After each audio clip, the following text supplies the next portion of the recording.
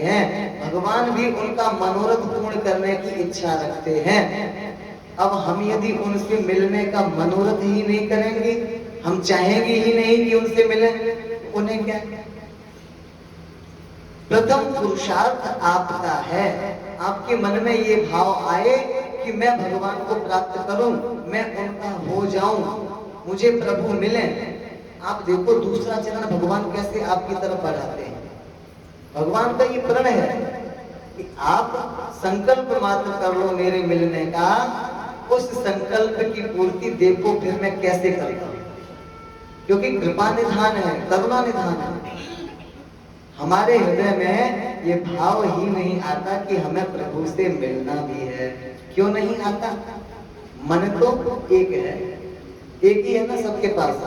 ऊधो मन न भये 10-20, और एक मन को या तो प्रपंच की चर्चा में लगा लो, या तो घर गृहस्थी की बातों में लगा लो, या तो व्यर्थ के चिंतन में लगा लो, या गोविंद में लगा लो। बोल भक्त वत्सल भगवान की। और ये मन देवता बड़े ही विचित्र हैं। कथा चल रही है, सत्संग सत्र चल रहा है, भगवान की अत्यंत माधुर्यपूर्ण लीला का गान हो रहा है, और मनी राम जी यदि कथा में नहीं है तो ये 7 हाथ का शरीर बैठा ही रहेगा, कुछ पल्ले नहीं पड़ने वाला। आप यदि अपने कार्यालय में हैं, गृह कार्य में व्यस्त हैं, और आपका मन यदि कथा में लगा हुआ है, तो आप वहीं पर हैं जहां कथा हो रही है। इतने विचित्र मनी राम जी हैं, और कथा के पांडाल में बैठे, एकदम भागवत जी के सामने बैठे, और सामने व्यास जी को देख रहे हैं, लेकिन मन यहाँ नहीं है। मन किसी घर गृहस्थी की बातों में, किसी व्यक्ति के चिंतन में लगा हुआ है, तो बैठे ही रहो, कुछ पल्ले पड़ने वाला नहीं है। तो गोपी ने विचार किया, जिनकी प्राप्ति हेतु ये शरीर धारण किया, आज उन गोविंद ने मुझे बुलाया, तो इस शरीर के मिथ्या संबंध आड़े आ जाए, ये शरीर किसी काम का नहीं। तत्क्षण शरीर को त्याग करके गोविंद के समीप पहुंच गई। और महाराज सुखदेव जी वर्णन करते हैं, लिम्पन्त्यः प्रमजन्त्योन्यः अंजन्त्यः काश्यलोचने व्यस्त्यस्य वस्त्राभरणाः काश्चित् कृष्णान्तिकं ययुः। एक गोपी लीपापोती कर रही थी। लीपापोती मतलब डेंटिंग पेंटिंग, क्रीम पाउडर। लिम्पन्त्यः प्रमजन्त्योन्यः। और जैसे ही कान में बंसी पड़ी, बंसी की ध्वनि पड़ी, महाराज एक तरफ तो पाउडर लगाई थी, एक तरफ लगाने जा रही थी कि बंसी की ध्वनि कान में पड़ गई। और सुखदेव जी महाराज वर्णन करते हैं, उसी अवस्था में भगवान से मिलने के लिए दौड़ पड़ी। अंजन्त्यः काश्चिलोचने। एक गोपी आंख में कज्जल लगा रही थी, और एक आंख में काजल लगाया, एक आंख में लगाने जा रही थी, तब तक बंसी की ध्वनि सुनाई पड़ गई, और उसी अवस्था में भगवान से मिलने के लिए भाग खड़ी हुई। व्यस्त वस्त्राभरणा, अस्त व्यस्त वस्त्र हो रहे हैं, और जैसे तैसे भागते भागते कहाँ आई? जहां भगवान वेणु निनाद कर रहे थे। बोल बंसी वाले की। गोपियां सभी आकर के भगवान के सामने खड़ी हो गई, और भगवान ने भी गोपियों को देख करके उनका स्वागत किया। स्वागतम वो महाभागा प्रियम किम करवाणि वा ब्रजस्यानामयं कश्चित् ब्रूतागमन कारणम्। अरे गोपियों, अरे महाभागनियों, महाभागा, स्वागतम वो महाभागा, अरे महाभाग्यशालिनियों, आपका स्वागत है। बताइए, प्रियम किम करवाणि वा, मैं आपकी क्या सेवा करूं? कोई आता है घर में, अतिथि, स्वागत सत्कार करते हैं, और पुनः पूछते हैं, बताइए मैं आपकी क्या सेवा करूं, क्या मदद कर सकता हूं? ब्रजस्यानामयं कश्चित् ब्रूतागमन कारणम। पहले तो भगवान ने स्वागत किया, और पुनः पूछ दिया ब्रूतागमन कारण, आपके आगमन का हेतु क्या है? किस लिए आई हो?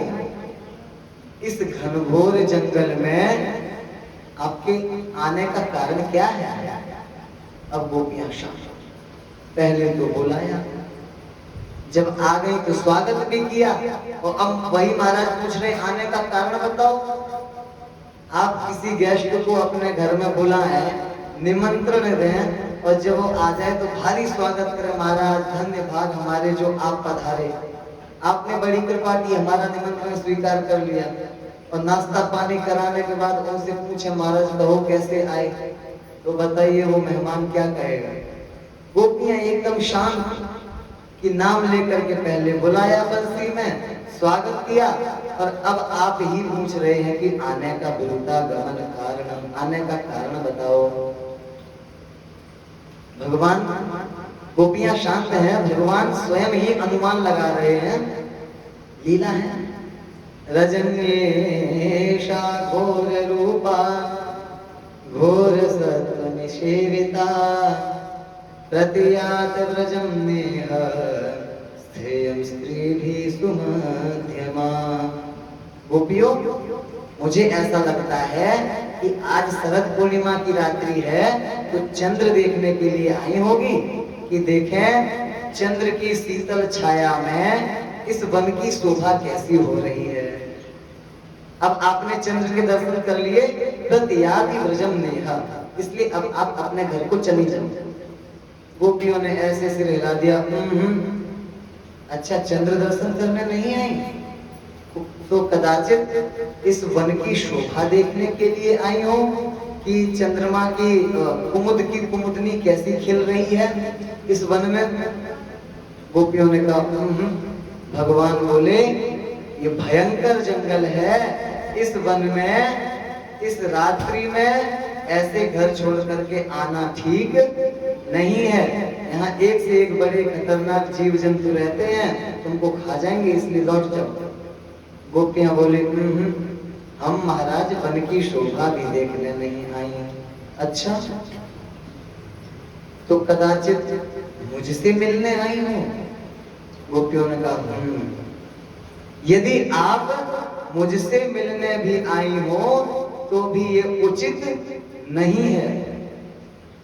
अब देखो महाराज, बंसी बजा करके गोपियों के चित्त को चुरा करके बुलाया, और जगतपति जीव के पति क्या कह रहे हैं गोपियों से? पंडित जी बन करके उपदेश दे रहे हैं। क्या कह रहे हैं? भरतुः शुश्रूषणं स्त्रीणां परो धर्मो यमायया तद्बन्धूनां च कल्याण्यः प्रजानां चानुपोषणम्। स्त्री का परम धर्म होता है भरतो शुश्रूषणं स्त्रीणां परो धर्मो यमायया, अपने पति की तन मन से सेवा करे, मन क्रम वचन से अपने पति के समर्पित होकर के रहे, ये स्त्री का परम धर्म होता है। पतिव्रता स्त्री का ये सर्वश्रेष्ठ, वो कोई पूजा पाठ ना करे, कोई दिक्कत नहीं, वो कुछ भी धर्म कर्म का कार्य ना करे, कोई दिक्कत नहीं, कोई अपराध नहीं लगेगा, क्योंकि स्त्री का परम धर्म है कि उसका जिसके साथ पाणी ग्रहण हुआ है उस पति की मन वचन क्रम से सेवा करे, और तद्बन्धूनां च कल्याण्यः, और उस पति के जो परिवारी जन हैं उनकी सेवा शुश्रूषा करे, प्रजानां चानुपोषणम, बालकों का लालन पालन करे।